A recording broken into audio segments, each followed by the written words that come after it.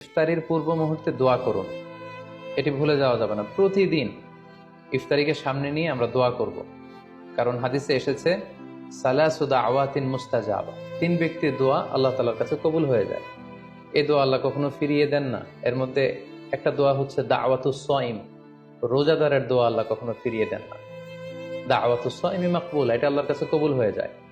ঠিক ওই মুহূর্তটাতে আল্লাহ তাআলার সফট কর্নার খুব বেশি গ্রো করে, আল্লাহর রহমতের দরিয়ার মধ্যে একটা অভাবনীয় জোশ পড়ে যায়। আল্লাহ তাআলা এই দৃশ্যটাকে খুব দেখতে পছন্দ করে, যে বান্দা সামনে খাবার নিয়ে বসে আছে, শরবত নিয়ে, পানীয় নিয়ে বসে আছে, ক্ষুধায় তৃষ্ণায় সে জর্জরিত, সে চাইলেই সামনে থেকে নিয়ে মুখে তুলে খাবারটা খেতে পারে, কিন্তু সে আমার ভয়ে খাচ্ছে না।